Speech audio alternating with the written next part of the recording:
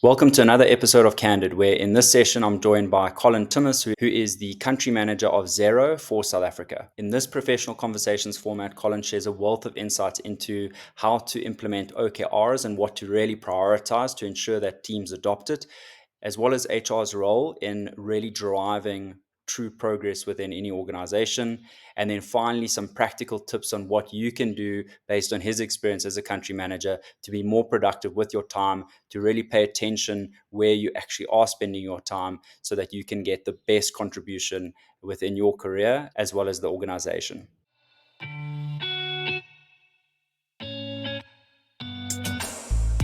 Colin, thank you so much for joining me in this episode of Candid, where we're really going to focus on the professional side and more specifically your career thus far.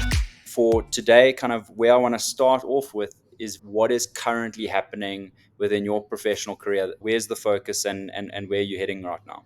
Yeah, look, I mean, I'd say right now, the nature of our business that I run has changed materially over the last sort of 5, 6 years. And so, I mean, I feel like, the business and myself in particular are in a place where we're getting prepared for the next sort of stage of growth. And so that means that I've got to invest in myself and learn new things and understand a much broader context and landscape than I used to when our business started. And so right now I'm investing a lot of time in understanding some more of the macroeconomic factors that affect our business, but also understanding how global business is done better. And that unfortunately means spending a little bit more time in front of spreadsheets and my laptop and doing business plans and OKR tracking and all those good things. But it's a different type of conversation. And what is challenging sometimes is jumping from very technical work up to entrepreneurial and leadership type work, like being able to jump up and down in those two worlds on every single day is challenging sometimes. And so I'm intentionally, I think, now trying to focus a lot more on the leadership side and some of the drivers that make the business successful. So how does that look practically then Yeah, are you jumping on a subscription onto Bloomberg, to yeah, understand yeah. what the indicators look like? How would someone go about doing it based on if you were to experience here now? Yeah, look, the first my first point of call is pretty basic, and that really is just reading a lot. And so I'll be quite selective in what I read. I mean, I don't read a lot of, let's say, mainstream media and news publications. Like, I'll read books from people that I respect and try to understand the principles and practices in those books. Like, there's great books written, even in the late 1970s, guys like Andy Grove, who worked at Intel and started the wave of management theory that we have now. Guys like Ben Horowitz from Andreessen Horowitz, who wrote a great book called The Hard Thing About Hard Things. So guys that write books that are really practical, that have got a lot of almost course material that you can take out and sort of document yourself and apply to your own day-to-day work. That's my first point of call. And so I read quite a lot. I read a number of books. Most of them are not. I have to be quite disciplined because when I go on holiday, I read a business book and then my mind doesn't turn off, which is not great either. And so I've actually tried to read in December now. I read a few sort of not fictional, but some biographies, which also. I mean, if you've the lead singer of U2, Bono, has got a great book out called Surrender. And I try to read that without thinking a lot, but it poses a lot of thoughts about your professional and personal life, which I really enjoyed. But look, I start with books. I read a lot of books, a lot of business books, and that's honestly what set me on the path that I'm on currently. There was one book in particular when I was first working in my practice called The E-Myth Revisited by someone called Michael Gerber. And he unpacked the basic phenomenon of being a technician, a manager, and an entrepreneur and what that transition looks like. And so I've always gone back to books to start with. Secondly, we're just fortunate in our business. We're surrounded by extremely experienced and capable people. And so I do a lot of my own discovery where I will go out and just, read research papers or read presentations or watch recordings of meetings to see how people are interrogating data, using data, making decisions, and what their thought process is. Like, for me, that's I don't have to be in those meetings, but I can review the content and consume it, and for me that's really really useful. And then sort of third, I would say I'm definitely trying to put myself in positions more now where sometimes a person can be you can hide away a little bit and stay in the safe environment. And so I'm definitely feeling a bit more comfortable, operating with other individuals that perhaps I wouldn't have felt comfortable or intimidated by operating with. So I'd probably say those three things: the books, consuming internal material that we have, recordings of meetings and content and decks, and then thirdly, just getting around other people in our business who I know are way more experienced and intelligent than I am, and those learnings are just super practical because then I sort of summarize them, take out the best bits, and I've got this, this accumulation of information and data, which I then decide like how best can I apply this to my day-to-day work. I always thought that you were an exclusive books guy that would go straight to the business section. I'm exactly the same, Yeah. so I love to hear that you also kind of focus on that. I mean, for me, I've maybe read a few fictions in my life, Mm, but not probably not enough. And so it's definitely yeah. the businesses and about business, and as well as those biographies. Those are definitely the go tos for me as well. So Yeah. if we were to think then in the context of books, I would say the learning there is very much along the lines of gaining a new perspective, Yeah. especially from people that have already done it, and just the way in which they approached it. And as you say, reading multiple amounts of books, you kind of gauge that there isn't actually the perfect way, because there's Yeah. different styles, approaches, tactics, strategies, and it just further emphasizes how much you just need to gain more awareness about Yeah. what possibilities are out there. Absolutely. I mean, the hard thing about hard things, Ben Horowitz. I mean, you read that book and you realize, like, most people have no clue. Like, he's just winging it, making really tough decisions. It's traumatic. It's emotional, and all the training in the world. He's not going to prepare you for some of those situations. Like, you can do as many courses as what you want. Those. I think what's true and what resonates is that those experiences are so real and so felt. If you've been and run your own business, you know what those moments look like, and they're all consistent. He perhaps just deals with them more decisively than others. So yeah, it's a great opportunity to learn, and in particular on topics that perhaps aren't as prevalent, say in South Africa. The SaaS industry. There's a lot of SaaS companies in South Africa that are well known, that have scaled, that have built that business model. So, I mean, one of the challenges I had was understanding the sales methodologies for a SaaS business. I had no clue. I mean, I came from an accounting practice. You don't sell anything there. You just wait for people to refer you, and that's it. And then I go into this high growth SaaS business, and I'm like, there's no manual on how to do these things. And so the first thing I did was I found a guy called Mark Roberge who wrote a book called The Sales Acceleration Formula, and he grew HubSpot from zero to like, I don't know, it was 100 million, 500 million US, or whatever the number was.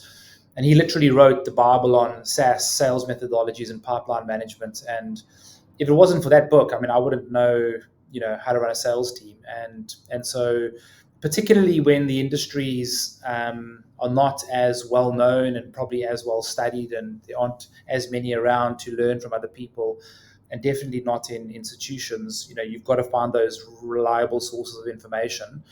And the key is reliable, because a lot of, we're obviously, there's a lot of cowboys out there, and provided you validated the information, it's a really, really useful way to get a better understanding for how you can build a business.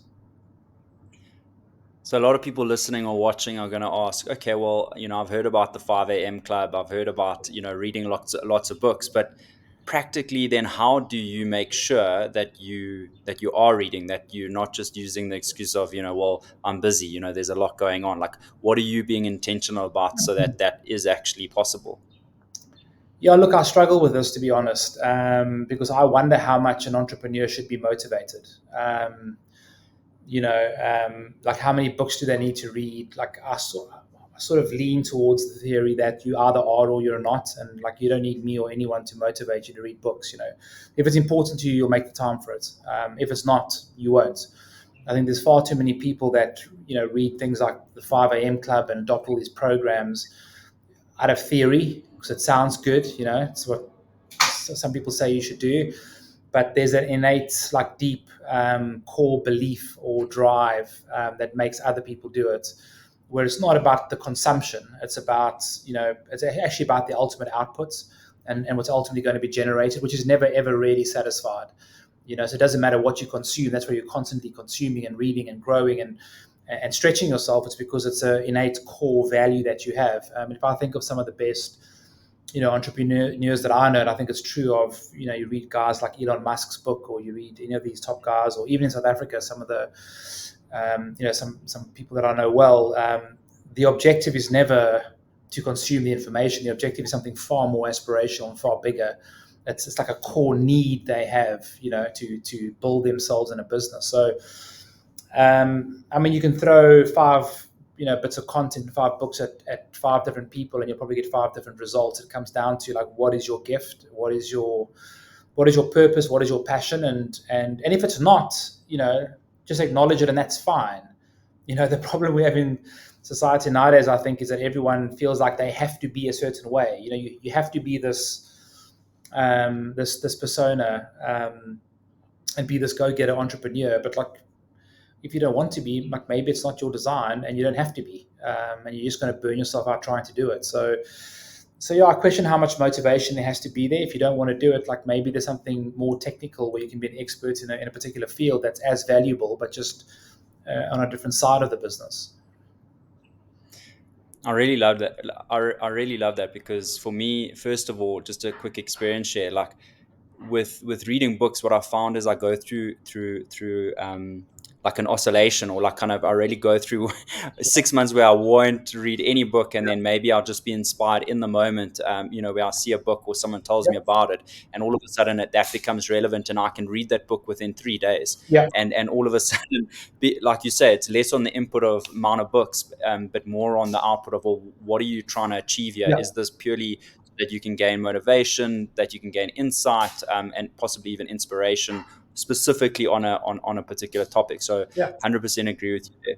And if we take today's world, like for the likes of a platform like LinkedIn, I think that if you're following let's call it the right people, or at least relevant people, those let's call it the micro chapters that people are actually sharing when they're posting on LinkedIn. Yeah. If you were to look at that for an entire year, more likely than not, you've probably read around Yeah. 3 books, because Yeah. of the richness and the directness of that content. And Yeah. I think a lot of people, especially in South Africa, we are, I think from what I'm observing, there is now an adoption of LinkedIn in terms of like as a content slash news slash insights hub, but it's only just started in my view. Yeah, no, you're right, and it is. It is, just back to your previous point around the timing of what you're consuming and when. I've often picked up a book and put it down again, and then picked it up a year later because the content wasn't relevant at that time. And again, that's fine. For the stage of growth that you're at, and the pressures or challenges you might have, or the insights you need, the timing of what you're looking at may be different. And so it's there's this horses for courses, let's say. But yeah, I agree. I mean, I think the difficulty I have is deciding what to follow, and then like why you're following it. And I mean, we're just discussing potential themes for some of our events this year, and follow was one of the sort of ideas we came up with, because we do live in a world where everyone's following something, but we're not really curating what we're following. And there's some great bits of content and leaders who you can follow, but one's just got to be very, very selective and very guarded around what you choose to put into your mind, because the search to get to what you want can sometimes destroy you before you even get there. so like the damage done to your mind and your ears and your eyes, by the time you get there, you're dead. That makes sense. I think the analogy that I really enjoy is like for something like a news feed, right? For whether it be like Instagram, Pinterest, or LinkedIn, it's literally like a library, and every single post is part of a book, and you can choose therefore and curate which books you want to read based on the content creators or let's call it company profiles that you're following. So Right. yeah, I've definitely seen that, especially with YouTube, is you can end up in a very Yeah. different space very quickly Yeah. based on that algorithm. So I think a lot of people can resonate with that. Yeah. Colin, if we move then to another area that you mentioned is around the fact that in your space, when you're dealing with the level of intensity and the acceleration or exponential change that the business or the industry is experiencing, um, you mentioned OKRs, which, I mean, for everyone listening or watching, stands for objectives and key results. Yeah. And for me, I'm a massive proponent of OKRs, Yeah. and I wanted to get your perspective or your point of view when it comes to then why you think OKRs are so effective based on your track record thus far. Yeah. Um, yeah, look, OKRs, if you want to understand the basics of OKRs, again, Andy Grove is the father of OKRs from Intel in the late 70s. He wrote a book called High Output Management, which I would recommend. It's still regarded as like the book on management out there. And a lot of his practices were deployed in Amazon and Google and all these great companies, Apple, Microsoft. And then there's another great book called Measure What Matters about OKRs. I think it's written by John Dewar. Again, it's if you go back, like Andy Grove, John Dewar, Ben Horowitz. I mean, there's a very small pool of people that have influenced the world of tech as we know it today, and there's probably like 7 or 8 of them. John Dewar, Andy Grove, they're all on the same trajectory, and I mean they're all involved in Google and so OKR is like an absolutely critical part of a high growth mindset, and a lot of the high growth, high output sort of production or management theory that's prevalent in a lot of tech companies and even in non-tech companies. And the purpose of OKRs is to measure what matters. It is to check whether the inputs are producing the required outputs. Andy Grove talks about the responsibility of any manager to increase the production of his team. And whatever that takes, is the production of the people under your control increasing or decreasing? And so OKRs are those measures. You have a vision, you have your operating priorities, and each of those operating priorities have underlying objectives. So what is the goal? And then the key result. So the objective and the key result are two different things. The objective is what do you want to achieve, but the key result is how is that measured, and it is always a number. And so it's very binary. You either achieve the number or you don't achieve the number. And so even in our business and in most similar tech businesses, you achieve a result by getting 100%. If it's 99%, then it's orange. You didn't achieve your result. If it's below 90%, then usually it's red and you failed. And so those are tracked in most businesses every month, and they're reported on quarterly, and senior leaders are held accountable for their production together with sort of program managers to manage those OKRs. And the OKRs, if achieved, should enable the achievement of the vision or the objective of the business, which means you should achieve your overall key results, your performance metrics. And what I love about them is not and it can sound very corporate-y, very like senior executive level management. Yeah, it's very consultancy. It's like guys come in and they give you all these numbers. But the real power of OKRs is in the scaling or the laddering of the OKR down to every employee, because every region that reports into the global business, there's a global set of OKRs, and the regional OKRs should ladder up into the global OKRs, and the regional OKRs ladder down into the countries and ladder down into every individual person. So that individual person knows how I contribute, like the work I do every day. How does it ladder up into my team, into my region, into my into my reporting line? And so it gets really granular, and that's what's so great about it. Is many businesses, they add people, but there's no increase in the outcome. And so, just as a simple example, our philosophy is every single person that gets added to our business, every single person will increase our production and output. And if it doesn't, then we have to reduce again. And so we make that choice like every 3 months. And there's no world in which we just appoint people and just like believe that, oh, we had a bad period and like maybe it will correct over a period of. It's like you've got a defined set of KRs you have to achieve. And by adding the person, you should be a step change in your production. And so you should be getting more business, you should be getting more sales, you should be getting better brand. Everything should be improving because you've had another asset into the system, into the process. So why would things not get better? Why would there not be more?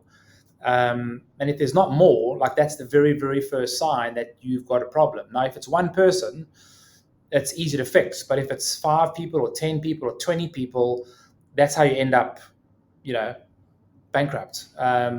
It's a very small, so it becomes a little. I mean, I think Andy Grove wrote another book called "Only the Paranoid Survive," which you've probably heard of, and it's so true. It's like when you're dealing with OKRs, I mean, you are paranoid because every metric is being measured, and you are super, super diligent about the resources you have and that are being invested and the corresponding output that has to be generated.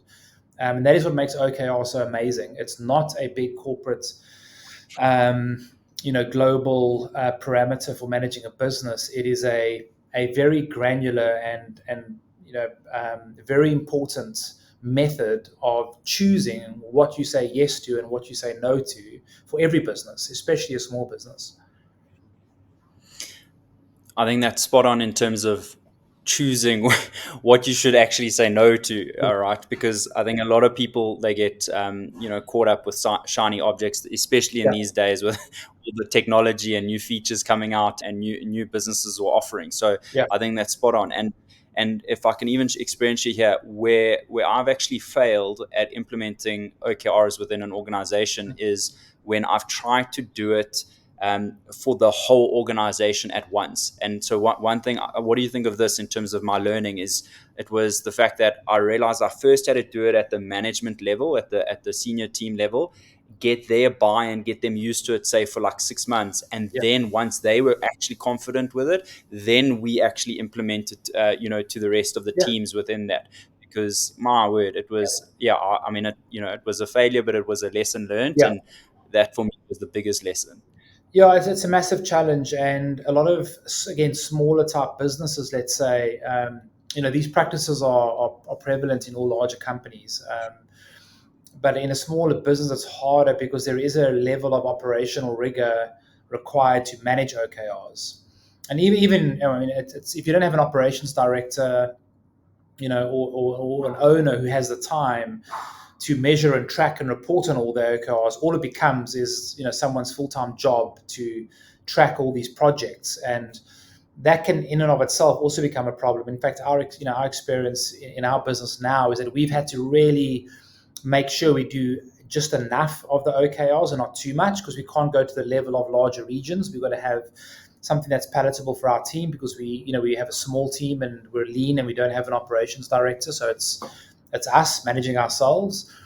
And so you've got to roll it out in a way that is relevant to the company, because yes, otherwise your team are going to look at these numbers and the first thing they're going to say is, this is corporate nonsense. I don't know why I'm doing it. So if you don't have the buy-in to complete, then that's a waste of time. Yeah, and that goes into the fact that, first of all, in my view, I think we need to always make sure that people have, especially at the beginning, they have an absolute maximum of 3 objectives, because then you can have, let's call it, 3 key results connected to one objective. Yeah, And if you've got 3 objectives with 3 key results for each objective, that's 9. yeah, That's 9 effectively that you're having to manage. And I've seen it where people have like 10, yeah, which is just, I mean, I had a great chat with the CEO of Retailability, Norman Drieselman, and he even mentioned how I mean, he wasn't specifically talking about OKRs, but he mentioned how a lot of these businesses, they come up with like 10 strategies. no, And he yeah, says, even if you're the biggest business, you don't have the no, resources to even possible. try Yeah. and attend to those 10 strategies, Now, if you as an ladder it out, example. it becomes too many. Even in our business, I think globally we have 3. So it's like, because the problem as well is the reason they have 10 is because maybe you get 5 right and you get 5 wrong.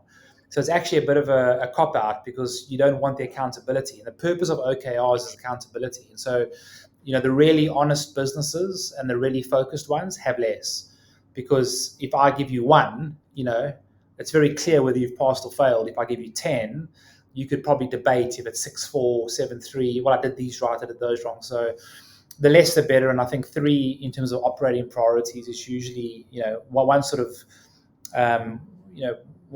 one sort of main vision, and then three or four operating priorities. Because underneath each of those operating priorities, you're going to have initiatives that are going to drive those priorities. You've got to measure all of those as well. So it gets super complicated, super quick. And you don't want to lose people. You want to use it as a means to inspire and to drive accountability.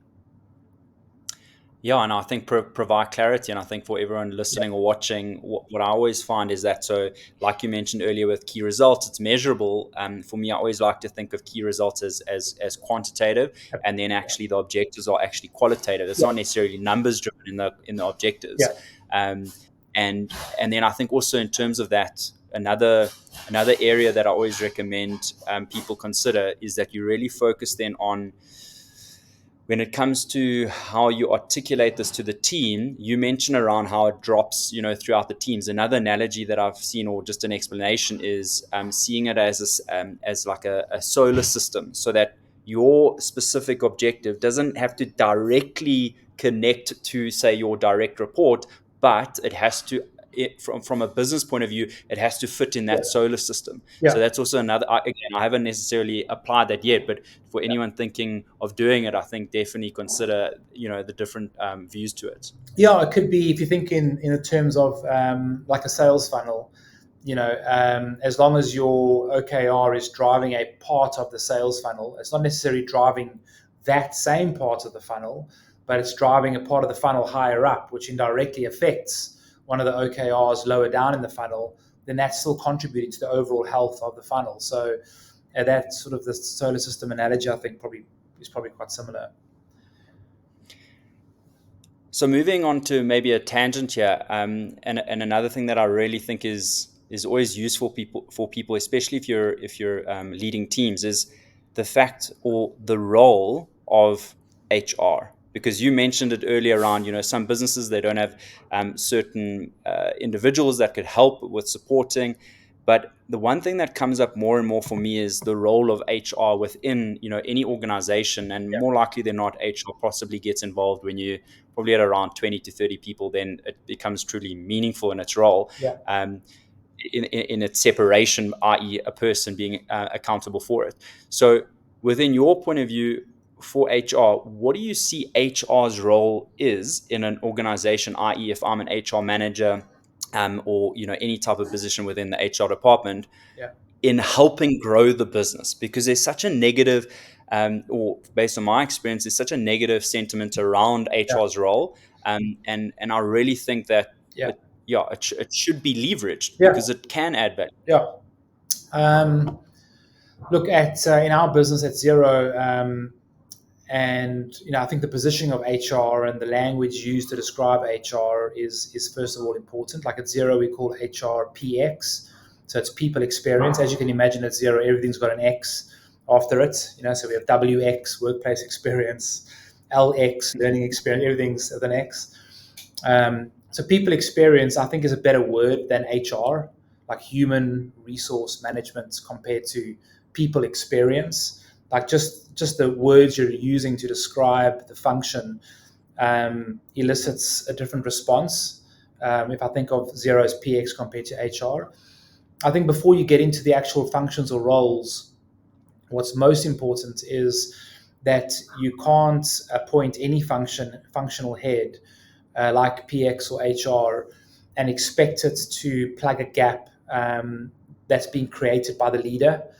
And very often HR is seen as the person who's going to drive culture, or the person who's going to solve people problems.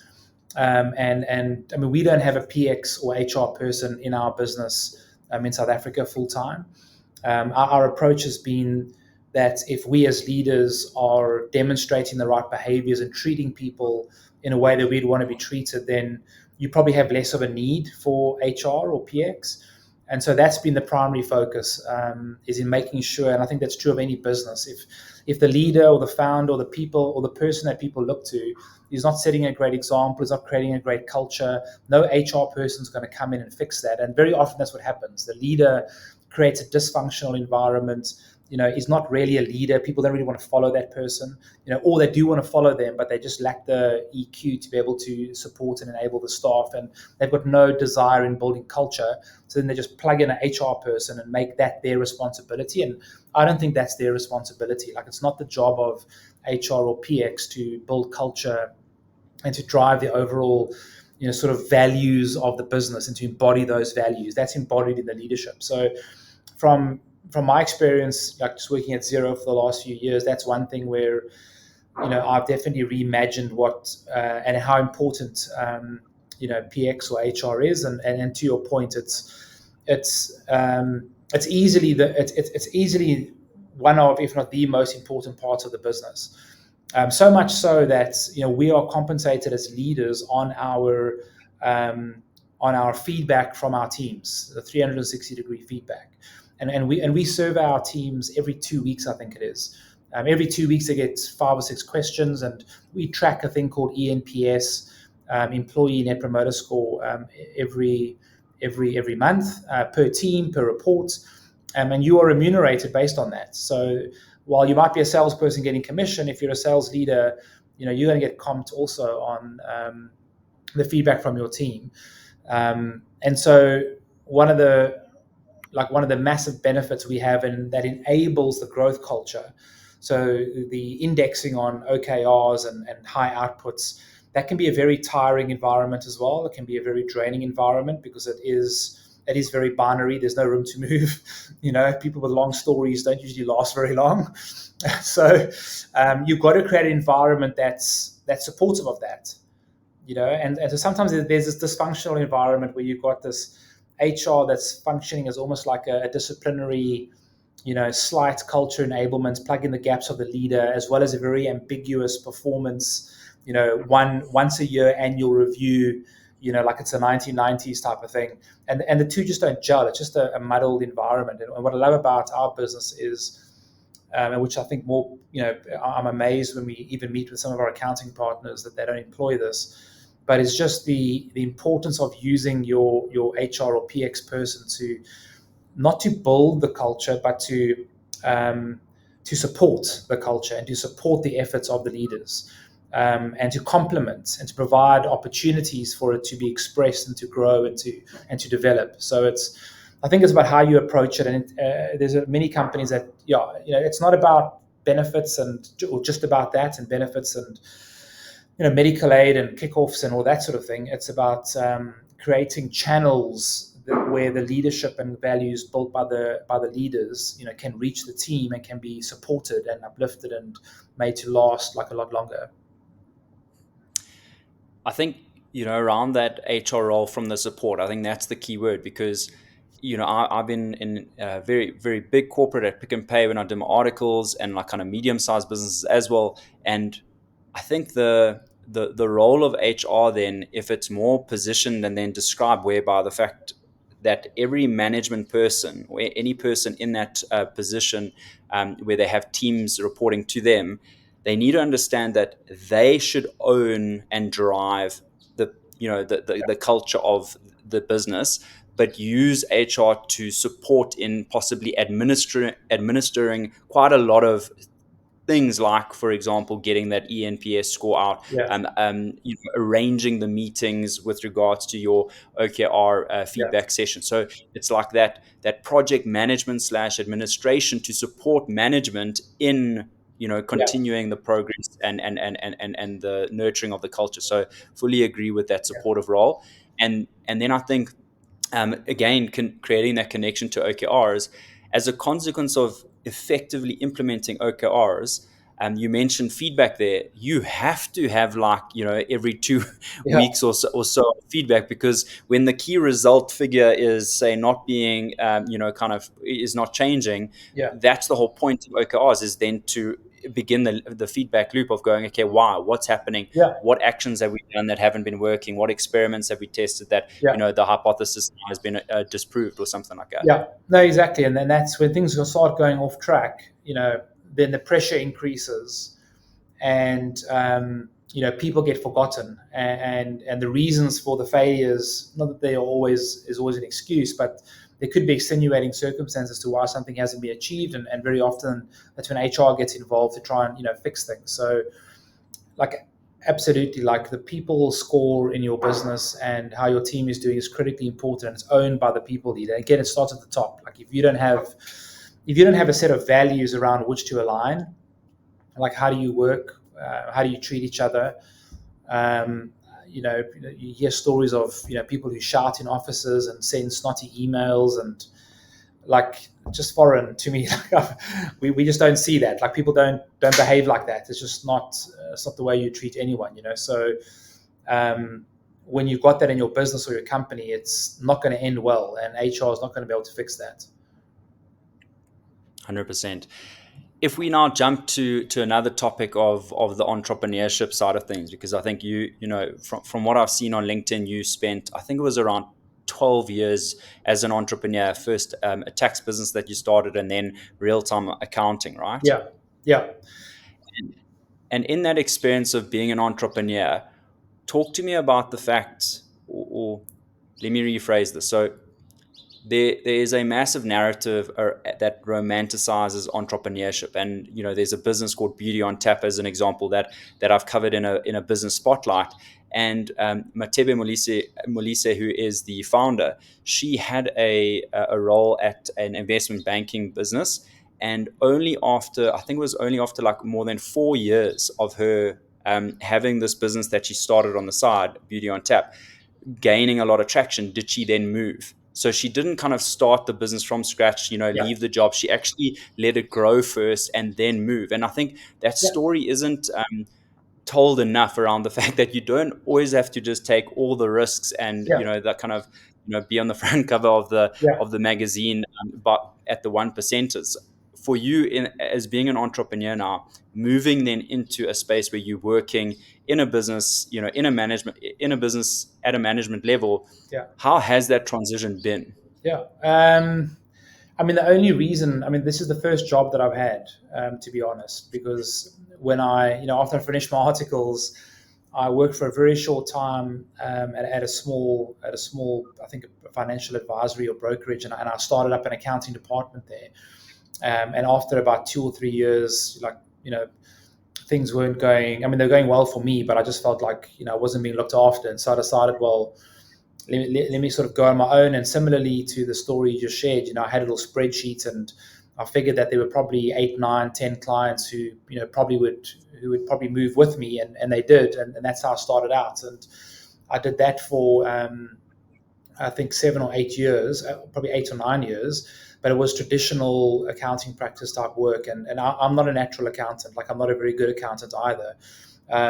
But the debtors book was growing. It wasn't a great business. It was a great business. We getting lots of leads. We getting lots of. It was growing all the time, but just not in a healthy way. It just was hard work. And so eventually, when we made the move and changed, and I became a Xero accountant or partner, that's when everything changed. I probably became way more entrepreneurial. Like, I took the risk of converting our practice from being traditional to being cloud-based, and no one at the time was doing it. But I just felt like that was the absolute right thing to do. And I've been involved in one or two other businesses as well over the years. But when I got the chance to move from being a business owner to working at a company, it wasn't that big of a change, because actually when I started with Xero, I started as a contractor. So they just gave me a T-shirt and said, like, okay, like, see what you can do. And I just went around the country and met people and met firms and got lots of emails with Xero spelled with a Z, and all of that sort of thing. So I did that for 2 years, and so I was still effectively running my own business. I was getting paid a contractor's fee, couple of paid rate per hour for the week, which, when I think back, was like, it was massively risky. I don't know why I did it, but I just felt like the right thing to do. And then after 2 years, then they said, okay, we'll set up a business, And even then, I didn't really meet with a lot of people globally. I worked independently, so we didn't have a team. It was me and one other person.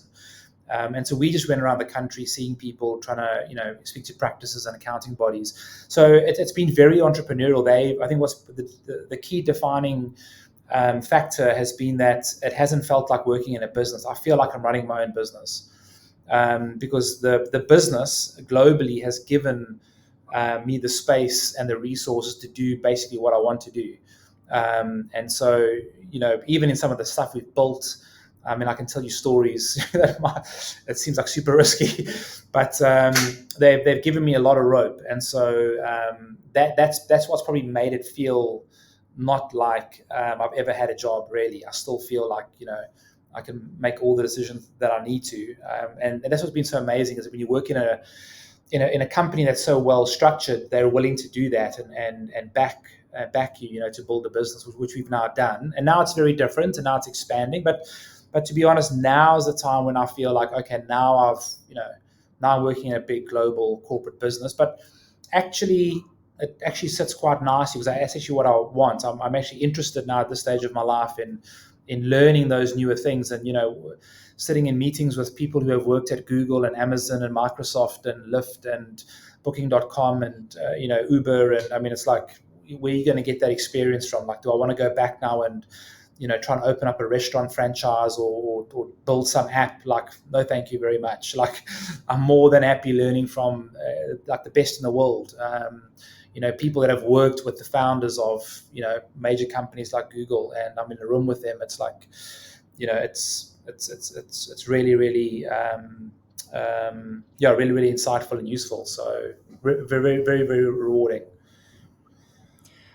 I really relate to that, because for me, having had my own business while I was, studying and doing my articles, Yeah, when I made the shift first now to go to, where I was previously, before moving into this new role, yeah, I think moving into a place where you're not going to be, let's call it the final boss, or have the final say, kind of at that macro level.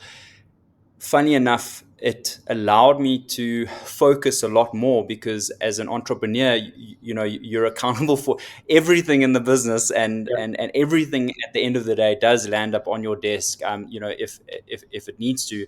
And I think for me, that has been quite refreshing, is being able to, in a role, really focus then on crafting, whether it be the skill sets and the experiences, so that you can just kind of accelerate that learning and specialization, say, within a specific area. I don't know if you've kind of yeah. experienced the same thing, or Yeah, and look, I think, I think the way people are employed is changing. The expectations on an employee in profitable, growing companies that people want to stay at, is evolving, and people are being allowed to take more control and be more responsible and accountable. Again, coming back to the OKR environment, if that's a type of business that you're running, you actually need to employ people that are capable and willing to take that responsibility. And so, it's very possible to find yourself in a company when you're employed and getting a fixed salary, but you're still entrepreneurial. You're still able to really hone your skill and become, responsible for something, because you're not being micromanaged and treated like a child, and having a review once a year where you get like a random increase. You don't really know where it comes from. There's like the place of work is changing, and if it's not, those companies just won't do well, not because of their business model, but very often because they can't hang on to the people. And like everyone talks about the remote work thing, and I mean, I think that's a bit of a red herring. Like, the real issue is the underlying culture that you have at the business, like, makes the whole remote work, office work irrelevant, because it's what underpins the values of the business. That's what's the most important. And are people motivated or not? And I'll just share a little anecdotal story, but a true story. We've got someone who's leaving our business now, end of the month, and he's going off to go and start his own business. He started a business on the side, and that's doing really well in a completely different field. And like, we're like, amazing, man. Like, you did really well here, and I started a new business, and now we're like, cool, how can we support you? Do you need any advice on how to set your business up? And it's just like, need an accounting system. eh? Do you need an accounting Yeah. system? No, 100%. John, I'll give him a little discount. But that's like the mindset. It's if I don't know, I can't remember where I read it, but somebody once said that your only job as an employer is to prepare people for their next job. People are never going to stay with you forever, and so your job as somebody who employs is to skill them up and make them so capable that in the next role they're even more happy and even more profitable. And very often our mindsets are very different. It's very myopic in that we're like, that's my resource to deliver my outcomes, and they must work for me. Again, that's like an HR, like a weird non-OKR environment, whereas actually it should be like, here's a person who's committed, valuable, who's responsible. How can I invest in this person so that one day when they do leave, which they will, everyone's going to leave, and if they don't, you've probably got bigger problems. But like, how do I prepare this person for their next role? And if you have that mindset, like, it's just a way more, that's just a way happier environment for everyone, I think. In my event business, we had a value: celebrate progress even when it's uncomfortable, and it related very much to that example where progress can happen inside the business, or it can also happen outside of the business for Yeah, people's careers. So I think, yeah, a lot of businesses that celebrate that progress even when it is outside the business, I mean, it does, if you have that purpose around truly creating value within the community, within the country, as an example, like, you should want people to grow and kind of export all the skills and the learnings, and create the ripple effect effectively as a consequence of yeah. using your business also as a springboard.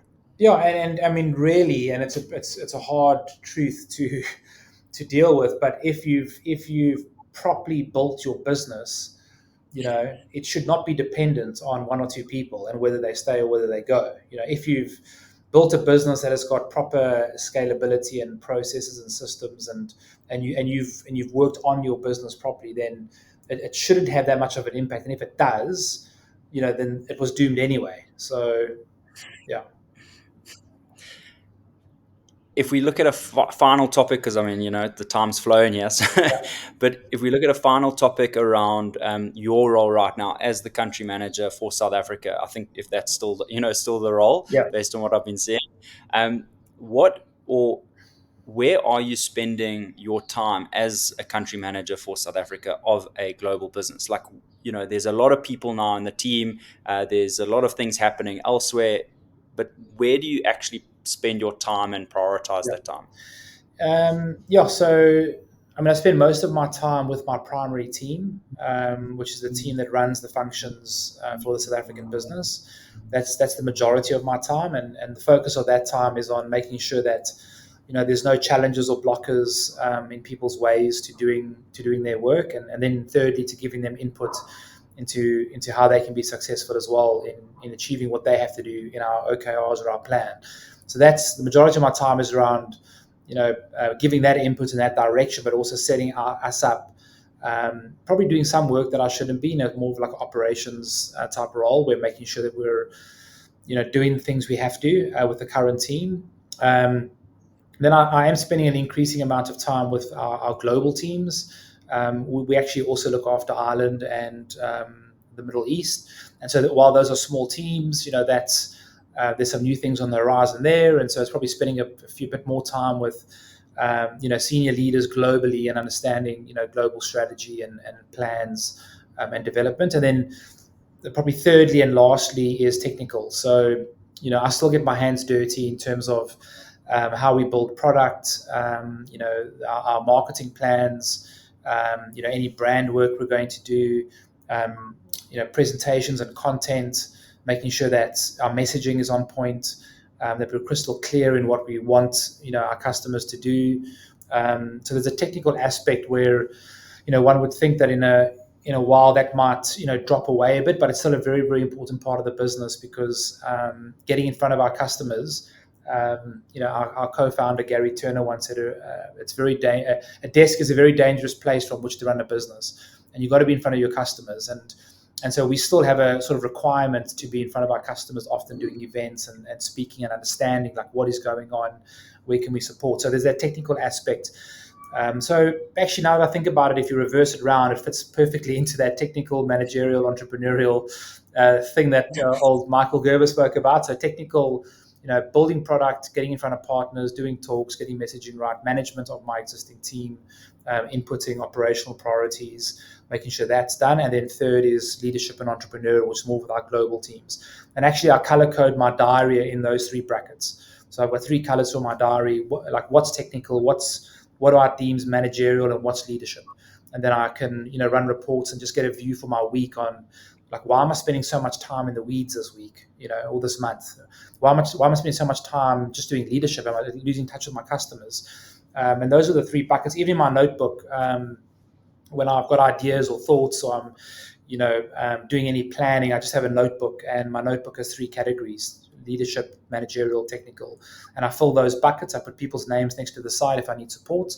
And that's how I measure my impact, and try and just keep a balance across all three parameters. Because if you're too much on the leadership entrepreneurial side, then I become like some, office guy with a filing cabinet and a PA, and I've like got no idea. That's not my vibe. So, want to make sure that it's balanced.